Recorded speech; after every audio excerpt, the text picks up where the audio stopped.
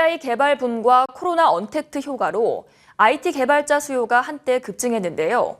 이 엔데믹과 경기 침체 우려가 겹치면서 분위기가 크게 바뀌고 있습니다. 개발 업무 중 상당 부분을 AI가 대체할 수 있는 점도 수요 감소에 영향을 미칠 전망인데 관련해 서정근 기자가 보도합니다. 최근 저성과자 직원을 대상으로 권고사직 프로그램을 가동한 컴투스. 직원 1,500여 명 중 40명가량이 권고사직 대상자로 선정된 것으로 알려졌습니다.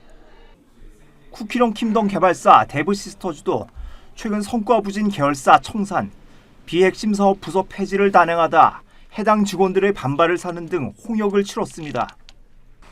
카카오, 크래프톤 등 플랫폼 게임 업종을 대표하는 대형 기업들의 경력직 채용이 잠정 중단되는 등 취업문이 좁은 문이 됐습니다.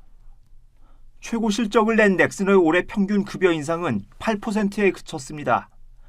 카카오는 6% 인상이 결정된 것으로 알려졌습니다. 크래프톤의 경우 실장급 이상 임직원의 연봉을 동결한 상황. 보다 재정이 취약한 중견 중소업체는 상시 구조조정 리스크에 직면해 있습니다. AI 개발 붐과 코로나 확산에 따른 언택트 효과로 IT 개발자 수요는 지난 2020년부터 급증했습니다.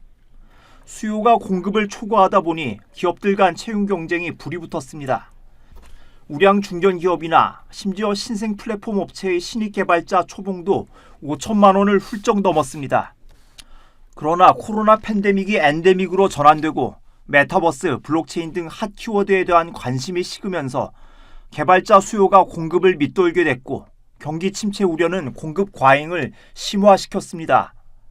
인건비를 한번 올리면 인건비는 이제 경직성이 있기 때문에 하방 경직성이 있기 때문에 내려올 수 없다라는 이야기를 했는데 지금 결국에는 그 이제 후유증이 생기고 있는 거고 이제 엔데믹이 되면서 결국 이제 재택이 끝나고 IT에 대한 전체적인 수요 또 게임에 대한 수요가 줄었기 때문에 그러면 기업도 거기에 맞춰가지고 결국에는 구조조정을 할 수밖에 없는.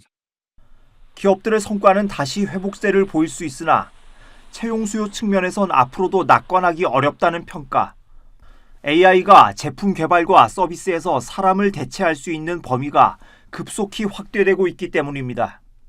IT 분야의 고용 안정성이 단기는 물론 중장기적으로도 위협받을 수 있다는 전망이 나오는데 실제 동향은 어떻게 흘러갈지 이복을 모읍니다. 머니투데이 방송 서정근입니다.